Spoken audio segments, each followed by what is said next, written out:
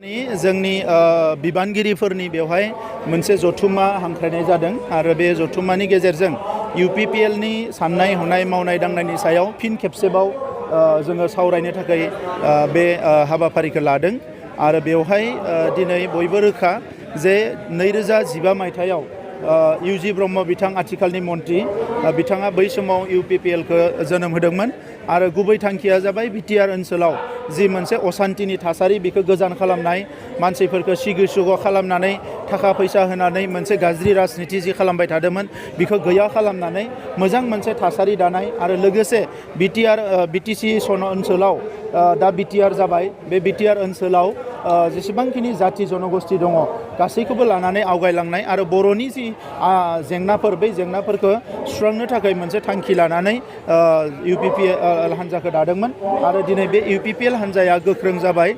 राजखान्थि भाबै गोख्रों जानायजों लोगोसे जोंनि गुबुन गुबुन जि थांखिफोर बड'लेण्ड ओनसोलनि आइ आफा रायजो राजानि गेजेराव गाज्रि जि थासारि बेखौ फोजोबनानै मोजां थासारि लाबोनाय जौगानायनि थाखाय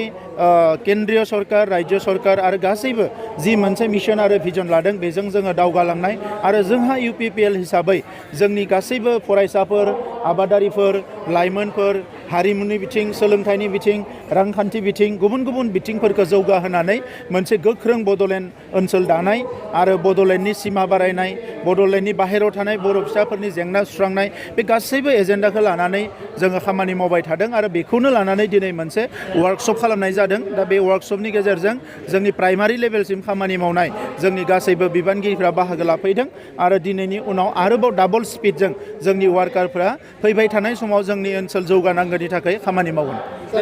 जों मिथिया बे ससियेल मिडियानिसो ससियेल मिडियानि बियो बिजेपिनि नङा बियो इउपिपिएलनि नङा बे एसजिपिनि नङा रावनिबो नङा बे ससियेल मिडियानिसो गतिके ससियेल मिडियायाथ' बाथ्रा बुंनो हायो नाथाय ससियेल मिडियाया डिसिसन होनो हाया दा ओंखायनो सोरबाया बुंदों बेबायदि बुंना मोजां मोनदों बेबायदि जेबो इनफरमेसन गैया जेबो रिपर्ट गैया गतिके बिपिएफआथ' हाग्रामा महिलारिया आगोलावनो बुंदों जाय पावाराव थागोन बेजोंनो थागोन आयारामा फैबाबो पावाराव थाग्राजों थागोन गयारामा फैबाबो बियो पावाराव थाग्राजों थागोन गतिके हाग्रामा महिलारिया नाजाखागोन बियो कंग्रेस फैबाबो थांगोन बिजेपि फैबाबो थांगोन गाबोन इउडि बा सरकार दाबाबो थांगोन आरो बिहा जेबो एजेन्डा गैया साननैसो सिगाङाव बुंबाय प्रमद बर'आ गुबुन हारिनो हगारजोबनानै होबाय साननैसो उनाव बुंलायबाय बियो जेसेबां माने एबेक्सन खालामगोन बिसोरनो आं न' लुनानै होगोन दा गतिके हाग्रामा महिलारिनि बबे खोथाखौ लानानै नोंथाङा खोथा बुंनो बेवहाय बिजाथिनि बाथ्रा रायलायनाय जानाय नङा बेयो कोर कमिटियाव रायलायनाय जागोन नाथाय जोंनि मावथि वार्कारफोरखौ लानानै दिनै वार्कशप खुंदों आरो बेनि गेजेरजोंनो जोंनि मावथि वार्कार दैदेनगिरि बयबो जों फिन खनसे जान्थि खाफ्रागोन जे बड'लेण्ड ओनसोलखौ जाहाथे जोङो मोजां थासारियाव दानो हायो जौगाहोनो हायो गोजोननि थासारिखौ अरायसम लाखिनो हायो आरो हारिनि जेंनाफोरखौ लासै लासैनो सुस्रांनायाव आरोबाव जों गोख्रोङै खामानि मावलांनो हायो स्पेसियेल टेटनि जिखिनि जाबाय बिनि थाखाय एसआइउ नांगोन एसआइउखौ जों नेबाय थादों आरो गुबुन मोनसेया जाहैबाय गंजी कलेजनि प्रसेसा अलमस्ट जोबनाय फारसे फैबाय जोंहा मोनसे आरोबाव कनसालटेटिभ मिटिं दङ बेखौ खालामनायनि उनाव डिक्लेयार खालामगोन